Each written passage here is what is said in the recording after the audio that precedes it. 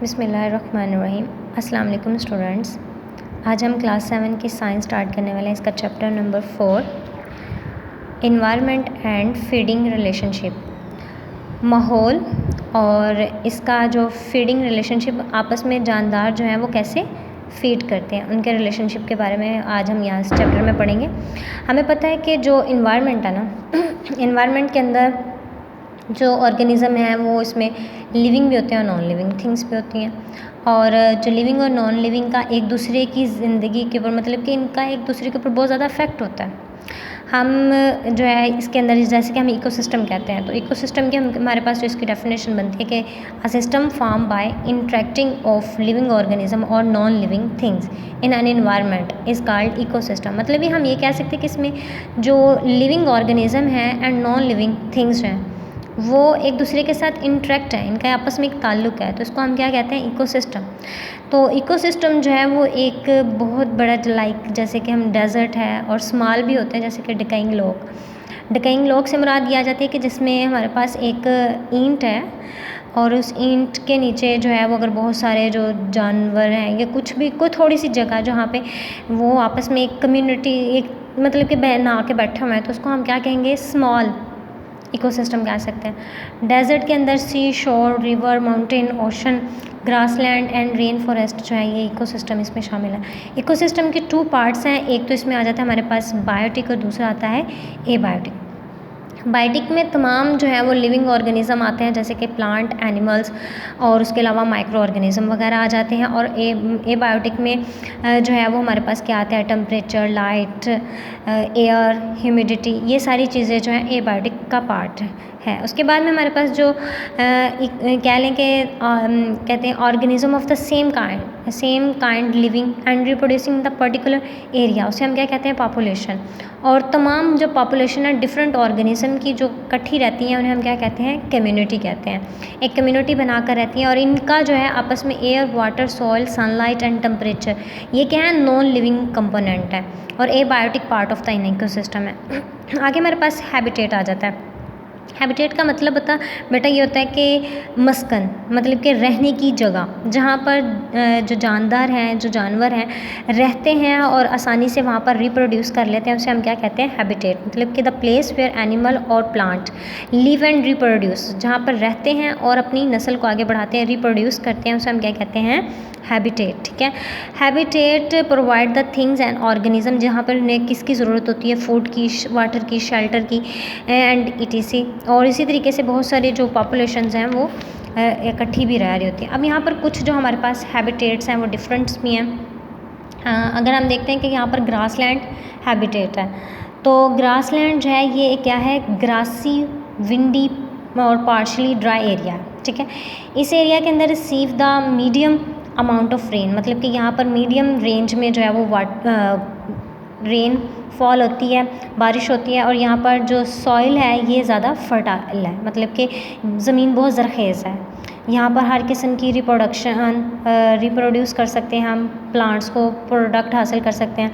Grass जो है ना, ग्रासलैंड, ग्रासेस प्रोड्यूसर, ग्रास जो है इसका मेन प्रोड्यूसर है, जिससे हम कह सकते हैं कि इस हैबिटेट में हम फूड चेन का जो मेन प्रोसेस है, मेन जो चीज़ है वो क्या है, ग्रास है। उसके बाद में ग्रासिंग एनिमल्स हैं, जैसे कि sheep, goat, cow, antelope and buffalo, ये डियर, ये कुछ एग्जांपल है इसके ग्रासलैंड के अंदर। और उसके बाद में फ्यू फ्लैश ईटर, मतलब कि गोश्त खाने वाले कुछ जानवर भी हैं, जैसे कि चीता, fox, wolf and few birds like owl, eagle, hawk, ये सारी चीज़ें जो हैं वो इसके अंदर फ्लैश ईटर, मतलब कि गोश्त खोर जो जानवर हैं वो शामिल हो जाते हैं। और many kind of insect are also found in the grassland.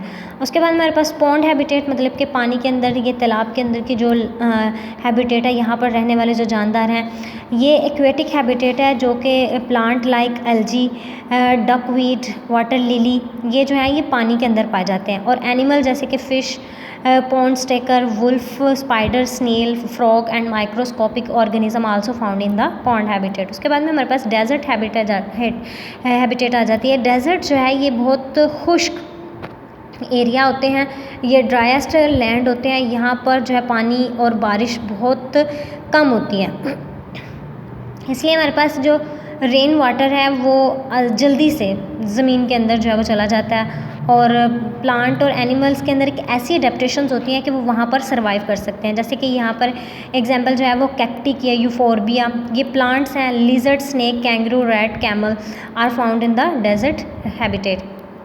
Rain forest habitat, यहाँ पर ये ऐसा एरिया है जहाँ पर हमेशा बस नमी नमी रहती है, और यहाँ पर सारा साल जो है वो बारिशें होती हैं, और बहुत सारे जो प्लांट्स हैं जैसे हर्ब, श्रब, ट्रीज़, ये यहाँ पर पाए जाते हैं। और several variety of the butterfly, snakes, lizard, frog, parrots, ये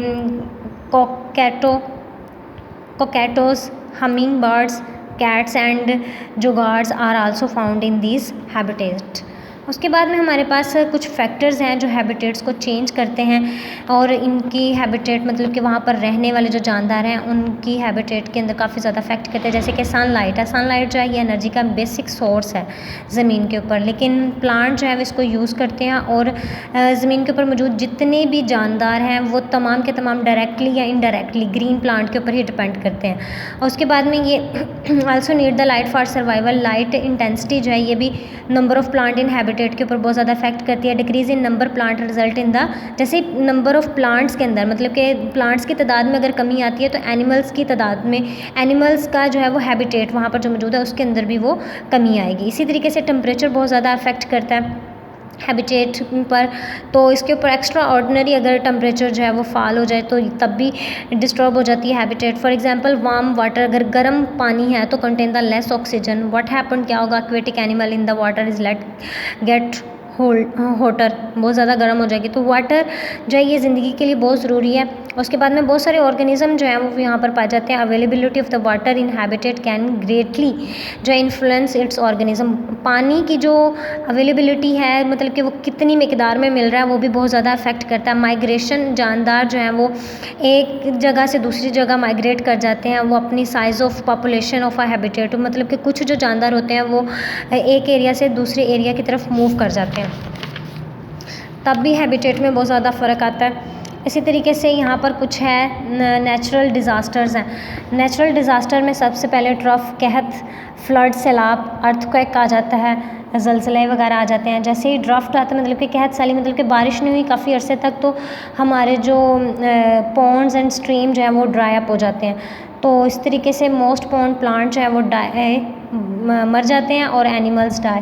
तो इस तरह से भी बहुत ज़्यादा some crops do not grow in the area affected by drought, और कुछ जो है वो हमारे पास फ्लड बहुत ज़्यादा ऐसे भी एरिया हैं जहाँ पर बहुत ज़्यादा बारिशें होती हैं भाई काफ़ी लंबे अरसे तक, और सैलाब वगैरह जो आ जाते हैं, तो मैनी प्लांट्स एंड एनिमल जो है वो इस तरह से मर जाते हैं और उनकी भी हैबिटेट के ऊपर काफ़ी ज़्यादा इफेक्ट होता है। और लाइटनिंग जो है सूरज की रोशनी जो है वो strike a tree in a forest causing the forest fire, तो इसकी वजह से जंगलों में जो है वो आग भी लग जाती है, और प्लांट एंड ट्री जो है वो बर्न और डिस्ट्रॉय। तो इस तरह से बहुत सारी हैबिटेट जो है वो तो ख़त्म होगी ना इस तरीके से, तो एनिमल जो है वो वहाँ से मूव कर जाएंगे। अर्थक्वेक की वजह से जब ज़मीन के अंदर सडन शॉक लगते हैं अर्थ के, तो अर्थक्वेक जो है ये चेंज द हैबिटेट बहुत क्विकली। जैसे कि यहाँ पर